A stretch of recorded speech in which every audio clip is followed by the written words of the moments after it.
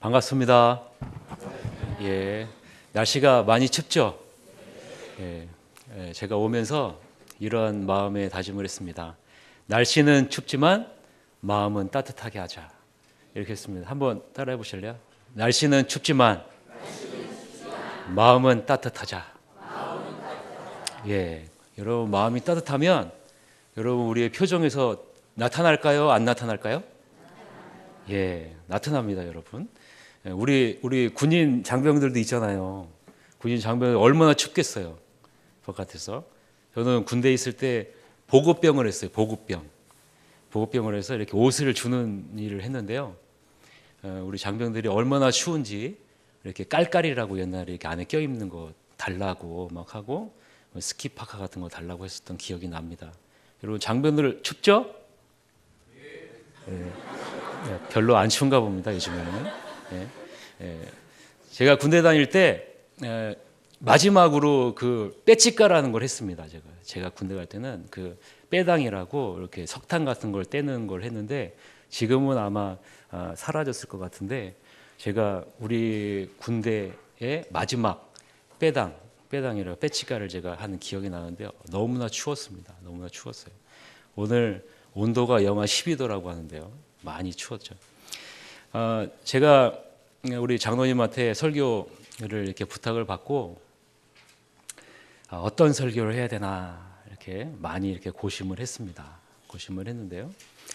여러분 12월 달은 어떤 달인지 아세요? 12월?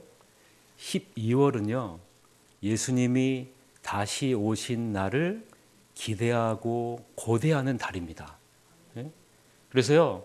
12월을 대강절이다 이렇게 얘기를 합니다. 대강림절. 그래서 예수님이 다시 오신 그 날을 기다리면서 보내는 달이 바로 12월이에요.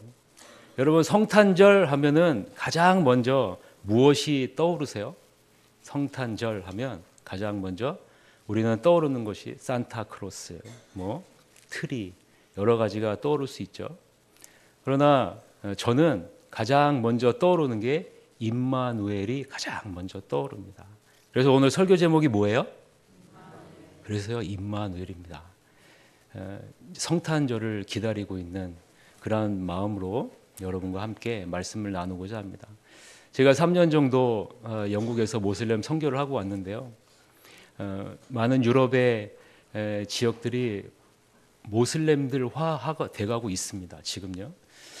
그래서 여러분 생각할 때 영국은 선교사를 보낸 나라라고 생각하지만 지금은 선교사가 필요한 나라로 바뀌었습니다. 제가 있을 때 100년이 넘은 교회가 그 십자가 종탑이 무너지고 그 위에 모스크가 세워지는 그 모습을 직접 보고 왔습니다. 수많은 교회들이 무너지고 있어요. 유럽에 있는 교회들이 무너지고 있어요. 왜냐하면 정말 중요한 핵심을 점점점 잃어가고 있기 때문이다. 저는 생각을 합니다. 여러분, 유럽은요 11월 달 중순이 지나면요 온 거리에 휘황찬란한 조명들이 번쩍번쩍번쩍하고 성탄절을 맞이합니다. 그런데 무슨 성탄절을 맞이하는지 아세요? 즐겁게 즐기고 먹고 마시는 그런 성탄절을 준비를 해요. 우리나라에서는 잘 못 느끼잖아요. 지금 여러분 이렇게 막 우리나라가 휘황찬란하진 않지만 여러분 외국에 나가보면 그런 휘황찬란한 것을 많이 느낍니다. 이것은요 이 사회의 흐름과 연결이 되어졌다 저는 생각을 합니다. 여러분 우리나라는 지금 어떠한 사회적인 흐름으로 간다고 생각을 하십니까? 우리나라는 지금 어느 방향으로 가고 있을까요? 그것을 알 수 있는 것이 2017년도에 그 사회 문화의 그 키워드라는 게 있어요. 그리고 올해 사회 문화를 주도했었던 키워드라는 게 있습니다. 가장 핵심적인 단어인데 작년에 우리나라 전체를 이끄는 사회적인 키워드가 뭐냐면 욜로입니다. 욜로. 올해는 뭘까요? 올해는 소확행이라는 단어예요. 자, 한번 따라 보세요. 욜로, 소확행. 생소하죠? 생소한데 여러분, 이 사회가 지금 그것이 주도하고서 나아가고 있어요. 욜로라는 뜻은 뭐냐? 욜로라는 뜻은 영어의 약자예요. 영어의 약자인데 You only live once라는 단어의 약자예요. 그래서 YOLO 해가지고 YOLO 이렇게 얘기를 하는 거예요. You only live once. 이 뜻은요, 인생은 두 번 있어요, 한 번 있어요? 한 번뿐이다 라는 단어예요. You only live once. 이게 작년 키워드입니다. 사회 문화를 주도했었던 키워드예요. 여러분, 이것은 어떤 의미를 담고 있느냐면요, 자신의 행복이 가장 중요하다라는 거예요. 작년의 키워드입니다. 우리 대한민국의 핵심적인 키워드예요. 여러분, 인생은 한 번이기 때문에 정말 내 자신의 행복이 중요하다라는 거예요. 그래서 미래 또는 남을 위해 희생하지 않고 현재의 행복을 위해서 내가 소비하자라는 것이 이 욜로라는 뜻의 의미예요. 반면에 올해의 키워드인 소확행이라는 단어는요, 이런 뜻입니다. 작지만 확실한 행복을 추구하자. 그게 소확행이라는 거예요. 그래서 올해에 주도했었던 그 사회 문화적인 핵심 키워드예요. 소확행. 작지만 작은 행복을 추구하는 사회가 지금 우리나라의 사회다라는 거죠. 자, 여러분, 이것은 대중적인 흐름을 보여주고 있는 거예요. 우리나라가 지금 어느 쪽으로 흘러가고 있는지를 보여주고 있는 거예요. 어느 방향으로 가고 있는지요. 그래서 이 욜로, 소확행, 이런 단어를 통해서 우리가 이 사회의 문화적인 것을 볼 수 있는 것은 뭐냐? 우리나라는 공동체의 행복을 추구하기보다는 이제는 개인의 행복을 우선시하고 작지만 개인이 느낄 수 있는 행복을 최우선순위에 놓고 나아가는 사회가 되었다라는 거예요. 그래서요, 자기 자신을 중심으로 하는 가정이 가장 핵심이 되어져 가고 있는 사회가 지금 우리가 살고 있는 사회다라는 것을 우리가 볼 수 있는 거예요. 이 말은 무슨 의미일까요? 공동체를 위해 자신을 희생하는 사회가 아니라 이제는 개인의 행복을 최우선시하는 사회로 점점점 변화되어져 가고 있다라는 것을 보여주고 있는 거예요. 여러분, 공동체는 뭡니까? 공동체는요, 커뮤니티라는 단어를 들어보셨죠? 이게 공동체라는 단어인데 상호 의무감, 정서적인 유대, 공동의 이해관계와 공동된 이해력을 바탕으로 형성되어져 있는 것이 공동체예요. 그러면 우리의 사회는 어때요? 상호 의무감, 정서적인 유대, 공동체 이해관계가 공유된 이해력이 점점점 무너지고 있는 것이 바로 우리들이 살고 있는 시대다라는 거죠. 그래서요, 무엇이 중요하냐? 이제는요, 맛집을 찾아서 한 끼 맛있는 만족스러운 식사를 하는 것이 공동체를 위해 헌신하는 것보다 더 행복한 시대가 바로 우리가 살고 있는 시대다라는 거예요. 여러분, 이런 사회적인 트렌드는 교회 안에 들어올까요? 안 들어올까요? 여러분, 교회 안에도 고스란히 들어옵니다. 교회 공동체의 즐거움과 기쁨보다는 내 개인의 즐거움과 기쁨이 더 중요한 시대예요. 내 의견이 관철되지 않으면 안 되는 거예요. 그게 점점점 교회 안으로 들어오고 있는 시대입니다. 그래서 교회 예배보다 다른 것들이 더 행복하게 느껴져요. 그래서 제가 섬기고 있는 교회에서는요, 자전거 동호회가 있어요. 자전거 동호회. 그리고 등산 동호회가 있어요. 여러분, 이런 것들, 또 축구 동호회가 있고요. 이런 것들이 점점 더 중요하게 여겨져요. 그리고 여러분, 동창회 있죠? 동창회 모임을 가는 것이 더 즐겁게 느껴지는 거예요. 여러분, 제가 섬기는 교회에서도요, 이런 모습이 두드러지게 나타납니다. 그래서요, 제가 섬기는 교회 한 해에 새로 새 가족이 한 200여 명 정도의 새 가족이 들어옵니다. 그런데 이 세가정이 작년 올해서부터 현격하게 줄어들었어요. 100명대로 줄어버렸어요. 그런데 이상하게도 다른 부분에서는 늘었어요. 어떤 부분에서 늘었냐면 등록하지 않고 교회에 나오시는 분들이 점점 늘어났어요. 여러분, 저는 세가족을 담당하고 있기 때문에 얼굴을 모르시는 분이 있으면 다가가서 이렇게 등록을 권유하거나 여러 가지 이렇게 의견을 나누는데요. 많은 등록을 않고 다니시는 분들에게 제가 다가가서 이렇게 얘기를 해요. 왜 이렇게 등록을 하시지 왜 등록 안 하고 다니십니까? 이렇게 하면요, 대부분의 사람들이 공통되게 대답하는 부분이 있어요. 그래서 뭐냐면요, 저는 등록 안 하고 교회 다니는 것이 편합니다. 그러니 그냥 이렇게 다니도록 내버려 두세요 라는 거예요. 여러분, 무슨 말입니까?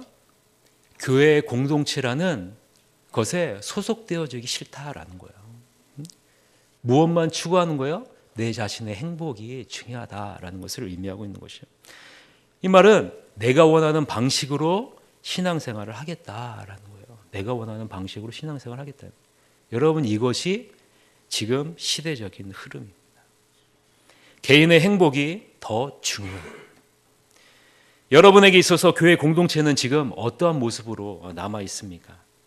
여러분, 저는 믿지 않는 집안에서 태어났지만 친구의 권유로 초등학교에서부터 교회를 다녔어요. 그런데 교회 가면요, 언제나 성도님들이, 언제라도 가면은 성도님들이 교회 안에 모임이 있었어요. 항상 있었어요. 그리고 저를 가족과 같이 얼마나 사랑해 주셨는지 몰라요. 그래서요, 제가 목사가 된 줄도 모르겠습니다. 교회 공동체를 위해 헌신하는 많은 분들이 계셨음을 저는 보았습니다. 특히 제 모교에 소천하신 박영식 원로 목사님은요, 늘 성도님들을 돌보고 섬기는 그런 모습들이 기억이 납니다. 그 어르신들의 헌신으로 제 모교회가 부흥하고 온전히 세워지는 것을 보았습니다. 여러분, 우리 살고 있는 이 시대가 그렇다면 성경 시대, 구약이나 신약이나 특히 이제 구약 시대에는 이런 모습이 없었을까요? 구약 시대에 이러한 모습을 가장 잘 보여주는 것이 사사기입니다. 사사기. 이 사사기 17장 6절에 보면요, 이런 말씀이 나와요. 그때 이스라엘의 왕이 없었으므로 사람마다 자기 소견에 옳은 대로 행하였더라 라고 얘기해요. 다시 한번요. 그때는 이스라엘의 왕이 없었으므로 사람마다 자기 소견에 옳은 대로 행하였더라. 무슨 말입니까? 자신이 원하는 방식대로 사는 것이 가장 중요하다라는 거예요. 여러분, 이스라엘의 왕이 없었을까요? 사사시대에 이스라엘의 왕이 있었을까요? 없었을까요? 퀴즈인데 맞히시는 분에게 제가 상급을 줄 수도 있습니다. 사사시대에 이스라엘의 왕이 있은 것도 같고 없는 것도 같고 그러죠? 그러나 여러분, 어느 관점에서 보느냐에 따라서 다릅니다. 마치 우리가 생각하는 사울 왕, 다윗 왕, 솔로몬 왕이라는 관점에서 보면 사사시대에는 왕이 없었어요. 그러나 여러분, 하나님은요, 하나님의 택한 백성에게 뭐라고 말씀하세요? 나는 너희의 왕이다 라고 얘기를 하고 있어요. 여러분, 사사기에서 말하는 이스라엘의 왕이 없었으므로 라는 것은요, 눈에 보이지 않는 여호와 하나님을 섬기지 않겠다라는 것을 말을 하고 있는 것이죠. 이것은 하나님이 원하는 방식의 삶을 살지 않겠다라는 강한 의지를 나타내고 있는 거예요. 왕은 있어요. 누구예요? 하나님이 왕이십니다. 하나님이 이스라엘의 왕이세요. 그런데요, 사사시대에는요, 뭐라고 얘기하냐면 우리에게 왕이 없다는 거예요. 왕이 없다는 거예요. 그래서 내 소견에 옳은 대로 행하겠다는 거예요. 이 말은 눈에 보이지는 하나님보다 눈에 보이는 확실한 이 세상의 왕을 따라 가겠다라는 것을 말을 하고 있는 거예요. 하나님이 계신데 없다고 하는 것이 구약시대 모습이에요. 여러분, 예수님이 왜 오셨을까요? 예수님은요, 우리가 읽은 본문의 말씀과 같이 임마누엘 하기 위해서 오셨어요. 임마누엘 하기 위해서 오셨어요. 그런데 우리가 읽은 21절에는 예수라라는 이름과 함께 구원이라는 단어를 사용해요.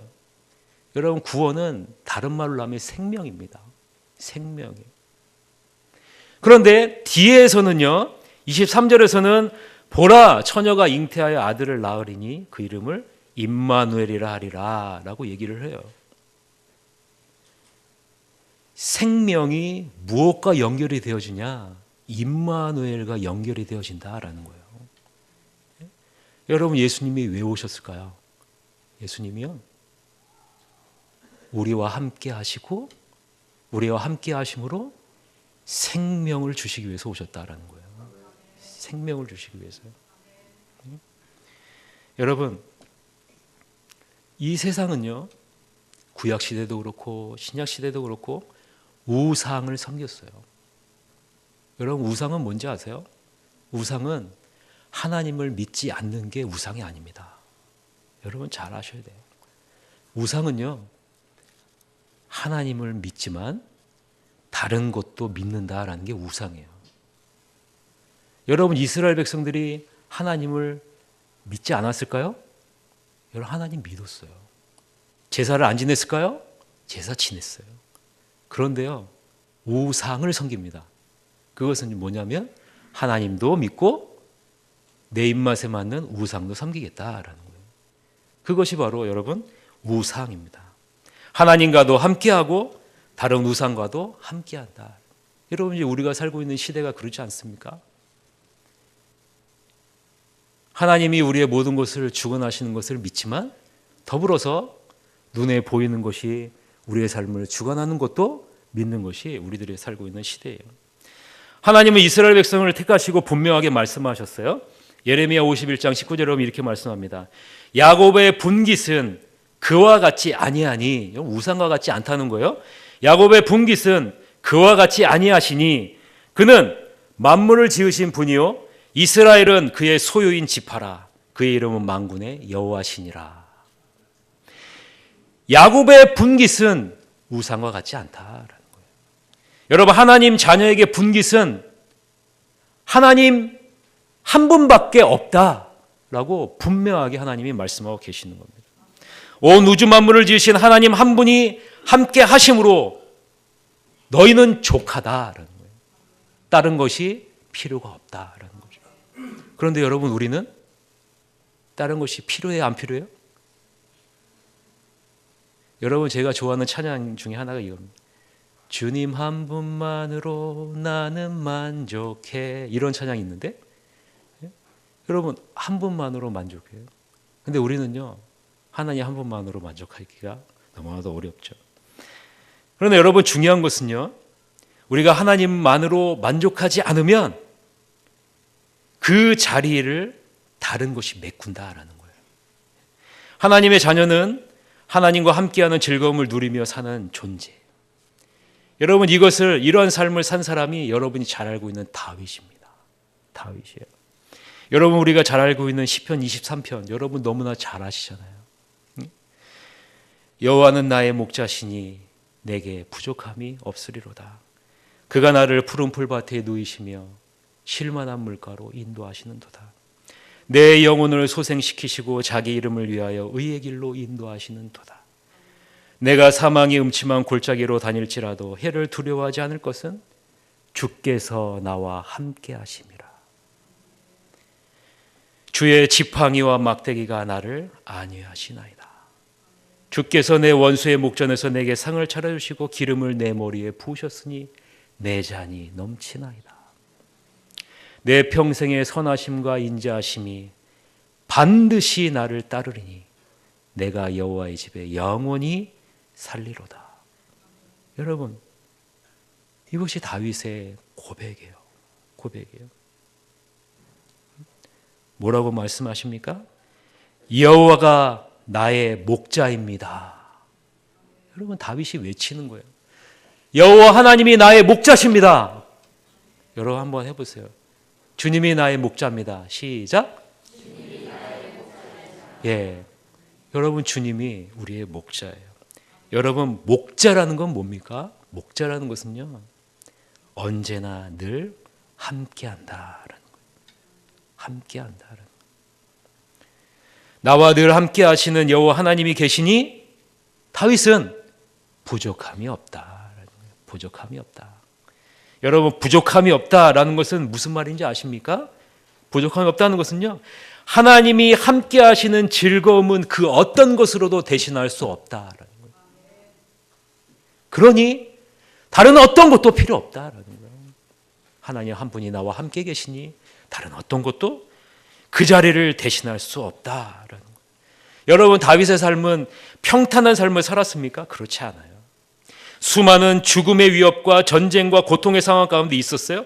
사망의 음침한 골짜기를 지나는 삶의 여정을 산 사람이 다윗입니다. 그러나 다윗은 담대하게 고백했어요. 뭐라고 고백합니까? 어떠한 상황에서도 나는 두려워하지 않습니다. 왜냐하면 여호와 하나님이 나와 함께 하시기 때문입니다. 여러분 여호와 하나님이 나와 함께 하시기 때문에 다윗은 절대로 두려워하지 않는다라는 거예요. 여러분 이 세상은 하나님과 함께하지 않는 세상이에요. 하나님과 함께하는 것보다 돈이 함께하는 것이 더 즐거운 세상이에요. 권력이 함께하는 것이 더 즐거운 세상이에요. 이런 시대에 여러분을 부르셨어요. 무슨 자리로 부르셨는지 아세요? 여호와 하나님과 함께하는 즐거움을 누리는 자로 여러분을 부르셨어요. 그리고 이 세상에 살게 하셨어요. 여러분 그게 무엇인지 아십니까? 그것이 선교예요. 여러분 전도가 엄청난 거라고 생각하시는데 절대로 그렇지 않습니다. 하나님이 없는 이 세상에 하나님과 함께하는 자로 부르심 받은 것, 이것이 전도예요. 전도는요, 내 입으로 예수님 믿으세요 라는 것이 전도가 아닙니다. 여러분. 내 삶이 전도예요. 예? 여러분 삶이 전도입니다.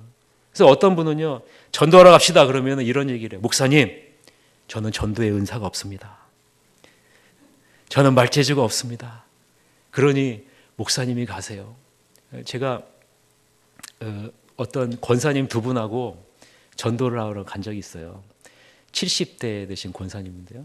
정말 신앙이 좋으신 분이에요. 좋으신 분인데 이 두 분이 이제 저 앞에서 공원에 가서 전도를 하고 있는데 이렇게 쭉 이렇게 걸어오는 거예요. 그러니까 한 권사님이 전도지를 딱 들고요. 이게 전도지라면 전도지를 딱 들고 그분을 향해서 이렇게 얘기하는 거예요. 제발 좀 예수님 좀 믿으세요. 그냥 고개를 푹 숙이고요. 제발 좀 예수님 좀 믿으세요. 그러는 거예요. 제가 이제 뒤에 있는데 제가 권사님한테 그랬어요. 권사님, 아니 예수님을 전하는데 왜 이렇게 자신이 없으세요? 왜 그러세요? 그러는 거예요. 그래서 권사님 자신 있게 전하세요. 우리와 함께 계시는데 이게 얼마나 기쁨이요. 기쁨은요 기쁘게 전해야 되는 거예요. 그러니 그렇게 얘기를 했어요. 그 다음에 권사님이 어떻게 했을까요? 또 오픈이 오는데요. 전도지 좀 받아주시면 안 돼요? 제가 우리 권사님께 그 마음을 아니까 여러분 밖에 나가서 전도하면요 전도지 안 받습니다. 여러분 많은 사람이 안 받아요. 받으면요 또 가져가면 좋은데 이렇게 구겨서 버리는 사람이 너무나 많아요. 근데 이제 제가 마음을 아니까 우리 권사님의 그 마음을 헤아렸죠. 같이 이렇게 기도하고 예 알겠습니다 하니까 우리 권사님이 저에게 이런 얘기를 하는 거예요. 그러니까 다음서부터 목사님이 앞으로 나가세요.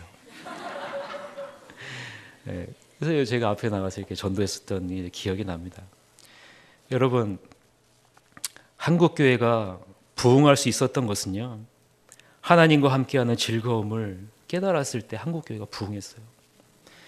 하나님과 함께하는 즐거움을 위해 다른 것을 희생하는 시기에 교회는 부흥했습니다. 여러분 성공한 사람과 평범한 사람의 차이를 아십니까? 평범한 사람은요 남는 시간에 자기 개발을 해요. 자기 개발을 합니다.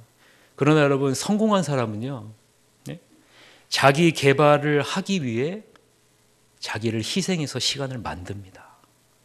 자기 개발할 시간을요 어떤 것을 희생해서 만들어요. 그래서요, 그 시간에 자기 개발하는 시간에 투자를 합니다. 여러분, 우리는 남은 시간에 하나님 앞에 나와서 교제하십니까? 아니면 내 자신을 희생하면서까지 하나님과 교제하는 시간을 갖습니까? 하나님과 함께하는 즐거움을 회복하기 위해서 나는 무엇을 회복하고 있는가? 우리 자신의 모습을 여러분 점검을 해야 돼요. 은혜 받기는 사모하지만 받은 은혜를 위해서 내 자신을 희생하기를 꺼려하는 시대가 여러분 바로 우리 시대예요. 여러분 은혜 받는 건 너무 좋아하잖아요. 근데 여러분 이 사실을 아십니까? 하나님은요, 여러분이 하나님의 심판대 앞에 딱 가면요, 한 가지를 꼭 물어보실 거예요. 뭘 물어보는지 아세요? 여러분이 받은 은혜, 그 은혜를 어떻게 열매를 맺었는지 여러분 하나님 물어보세요. 여러분 은혜 좋아하시잖아요. 받는 건 좋아하지만 내 자신을 희생하는 건 여러분 싫어하시죠. 이 함께하는 즐거움을 누가 가장 잘 알까요? 하나님이 잘 알고 계십니다. 하나님은 삼위일체 하나님이시기 때문에 그래요. 함께하는 즐거움. 그래서요, 이 함께하는 즐거움과 기쁨을 나눠주기 위해서 누구를 만들었을까요? 인간을 만드셨어요. 그리고요, 하나님의 형상을 부여했어요. 그게 함께하는 즐거움입니다. 여러분, 인간은 어떻게 했습니까? 이 함께하는 즐거움을 거부했죠. 다른 즐거움이 그 공간을 차지하게 됐어요. 어떤 공간이 어떤 겁니까? 영원하지 않은 즐거움, 한시적인 즐거움, 사라질 즐거움이 그 공간을 차지하게 됐어요. 여러분 믿음의 계보를 한번 보세요. 믿음의 계보를 보면 그들에게는 공통점이 있어요. 공통점이 있어요. 믿음의 조상들의 계보는 공통점이 있어요. 뭘까요? 하나님과 함께했다라는 공통점이 있어요. 여러분 에녹이 아시죠? 에녹 기억나시죠? 여러분 이 기쁨을 온전히 누린 사람이에요. 창세기 5장 24절에 보면 에녹이 하나님과 동행하더니 하나님이 그를 데려가심으로 세상에 있지 아니하였더라. 여러분 에녹은 몇 년 동안 하나님과 함께하는 기쁨을 누렸어요? 야, 우리 권사님 잘하셨어요. 65세에 누구를 낳았어요? 65세에 무드셀라를 낳았잖아요. 무드셀라. 에녹의 아들이 무드셀라잖아요. 무드셀라를 낳고 300년 동안 하나님과 동행하는 삶을 살다가 하나님과 영원히 함께하는 곳으로 올라갔어요. 무드셀라는 몇 살을 살았어요? 네, 우리 권사님이 너무 잘하세요. 무드셀라가 죽고 나서 무슨 일이 있었어요? 성경 퀴즈 시간이죠. 우리 무드셀라가 죽고 노아의 홍수가 일어났어요. 여러분 무드셀라의 이름의 뜻이 뭔지 아세요?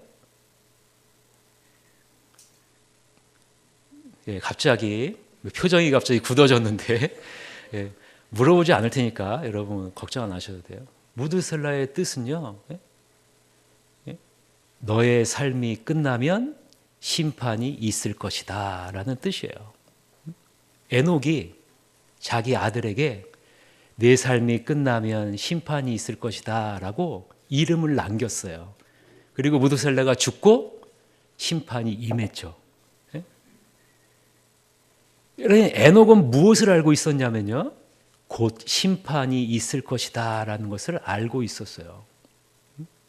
그래서 무드셀라라는 이름을 지은 거예요.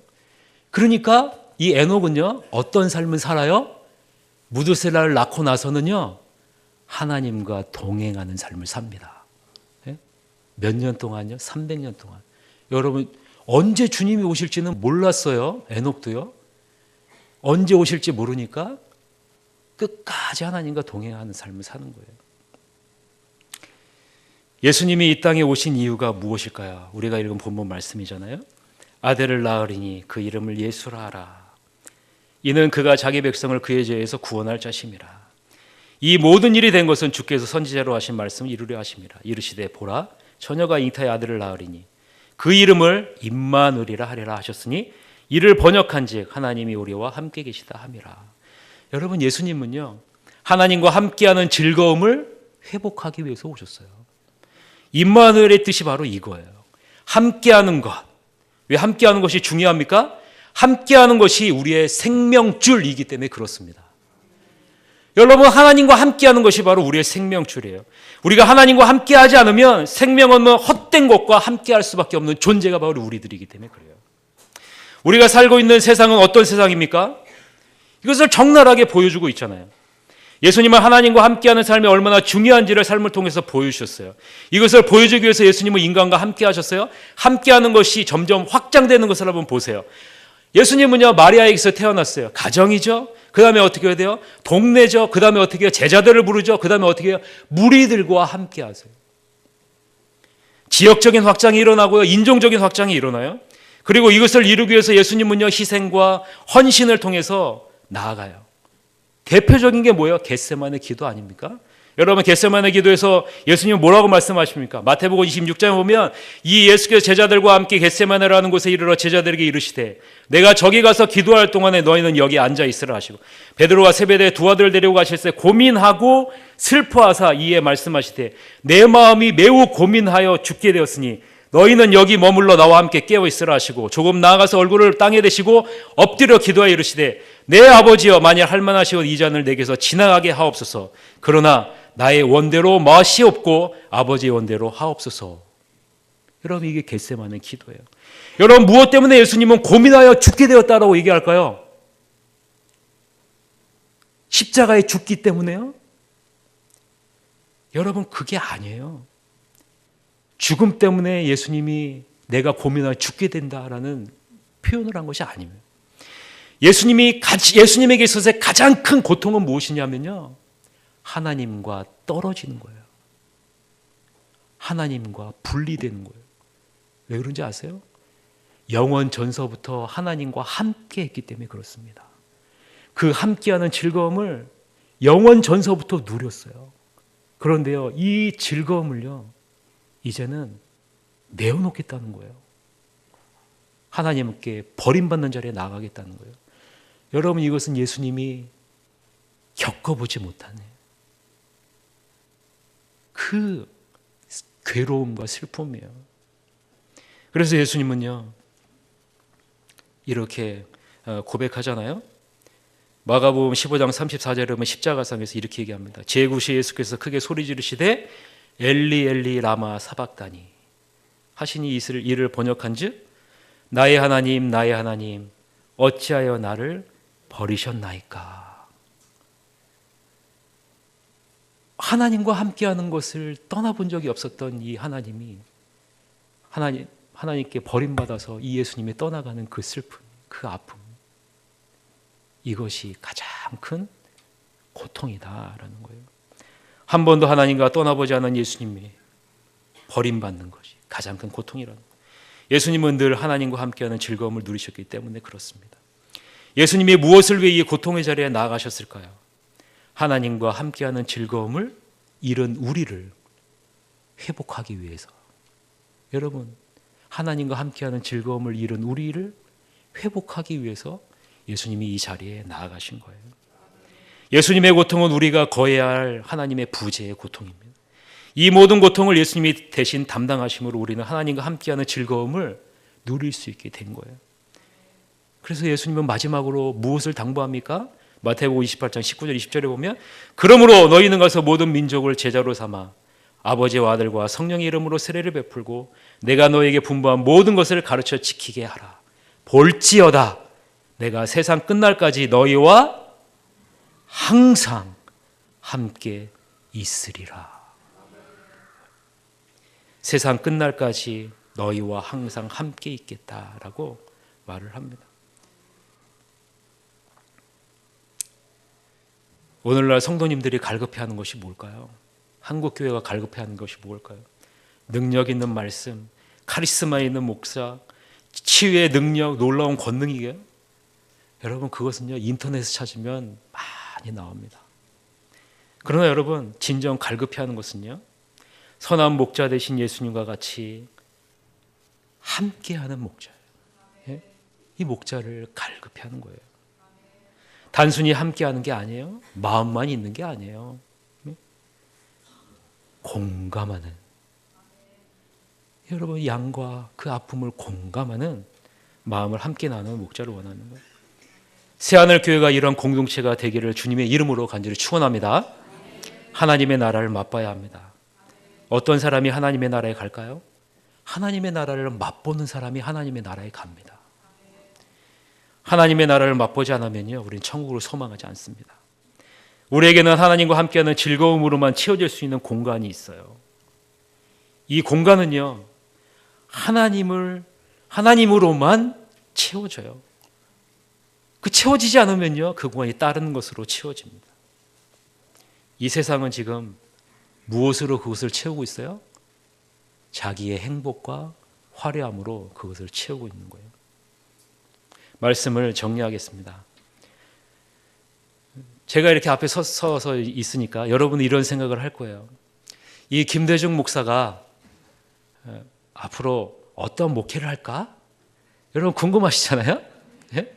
만약에 제가 된 것은 아니지만 여러분은 나름대로 그런 생각을 하실 거예요. 이 김대중 목사가 도대체 어떤 목회를 할까? 저는요, 저의 목회 방향은 확실합니다. 뭐냐면요, 예수님과 함께하는 즐거움을 회복하는 교회. 이것이 저의 목회의 방향이에요. 저는 이것을 위해서 제 남은 생애를 주님 앞에 바칠 것입니다. 예수님과 함께하는 것이 나의 생명줄임을 저는 알고 있기 때문에 저는 예수님을 철저하게 붙잡고 말씀만 붙들고 나아갈 거예요. 23년 동안 화성교회를 담임하고 원로 목사님이 되신 은퇴하시는 김기영 목사님과 저는 10년 동안 사역했습니다. 그리고 지금 이어받아서 목회하시는 이은수 목사님과 3년 동안 사역하면서 큰 교훈 하나를 얻었어요. 그것은요, 맡겨진 양들과 공감하면서 진심으로 함께 하신다라는 거예요. 제 마음속에 있는 성경 구절 하나가 있는데요, 그것은 로마서 12장 15절 말씀이에요. 그것은요, 즐거워하는 자들과 함께 즐거워하고 우는 자들과 함께 울라. 이것이 제 마음속에 있는 하나님의 말씀입니다. 서로 마음을 함께하는 것, 이것이 교회 공동체에서 가장 중요한 것이다. 이것을 회복하기 위해서 오신 분이 바로 임마누엘의 하나님이십니다. 여러분, 이것을 가장 잘 이용하는 게 누군지 아세요? 교회가 아니라 신천지예요. 여러분, 올 한 해 신천지 교인이 몇 명이 는지 아세요? 18,000명이 늘었어요. 18,000명이요. 여러분, 우리 새하늘교회 바로 옆에 킨텍스가 있잖아요. 그 킨텍스에서 108기 수료식을 얼마 전에 마쳤는데요, 수료한 사람이, 시험에 패스한 사람이 6,000명이에요. 서울 경기도 지역에서 6,000명이 새로 신천지 입교했대요. 그런데 이 18,000명이요, 다 여러분 어떤 사람인지 아세요? 신천지는요, 예수님 믿지 않는 사람을 대상으로 하지 않습니다. 신천지는 예수님을 믿는 사람을 대상으로 해요. 18,000명이 대부분이 예수님 믿는 사람들이에요. 교회가 갖고 있어야 할 공동체의 기쁨을 나타내지 않으면요, 이 세상과 이단이 이 기쁨을 위장해서 미혹해서 빼앗아가 버리는 거예요. 여러분, 신천지에는 어떤지 아세요? 여러분, 한 사람이 오면요, 공동체가 완전히 그 사람을 그 안에 묶어버려요. 그리고 그 안에서 이 세상이 맛보지 못한 사랑을 경험하게 합니다. 여러분, 우리 교회에서도, 제가 섬기는 교회에서도 신천지에 가 있는 사람이 있어요. 지금요, 많아요. 특히 청년 한 명은, 그 청년이 직접 저에게 얘기했어요. 뭐라고 얘기했는지 아세요? 제가 신천지에 간 이유는 교회에서는 사랑을 느끼지 못했어요. 신천지에 가니까 진짜 사랑이 있었어요. 여러분, 우리가 이 사랑을 잃어버리니까, 이 사랑이 약해지니까 이단이 그것을요, 이용해서 사람을 미혹해 가는 거예요. 여러분, 18,000명이에요. 합신교단 총 다 해서 여러분, 교인이 많지 않습니다. 여러분, 제가 알기로는 한 5만 명도 안 돼요. 그런데 올 한 해 신천지면 18,000명이 새로 들어왔어요.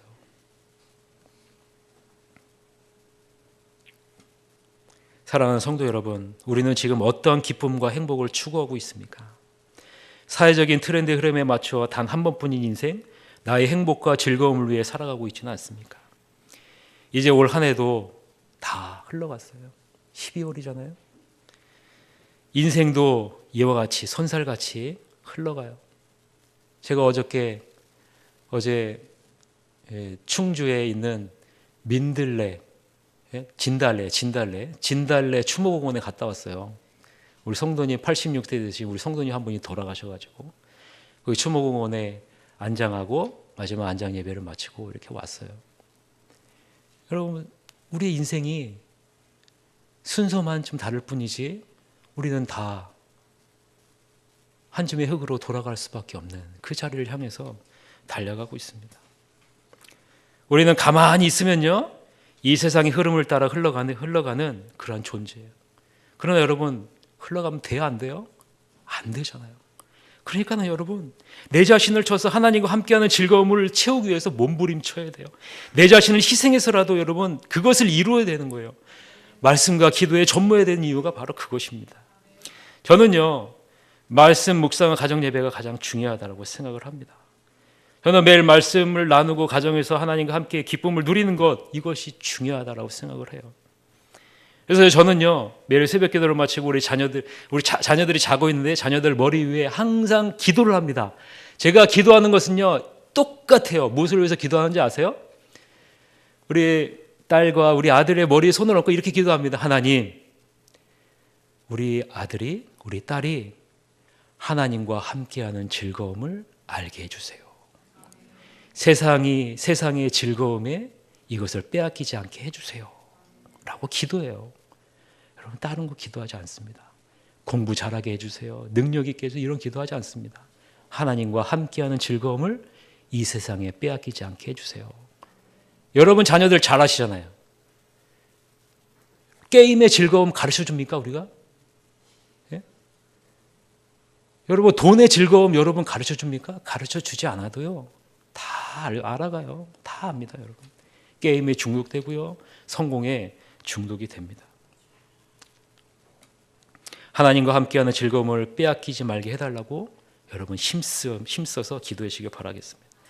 아무쪼록 임마누엘의 하나님과 함께하는 즐거움을 온전히 누리시는 여러분들이 다 되시기를 주님의 이름으로 간절히 축원합니다. 기도하겠습니다. 이 시간에 우리가 통성으로 한번 기도합시다.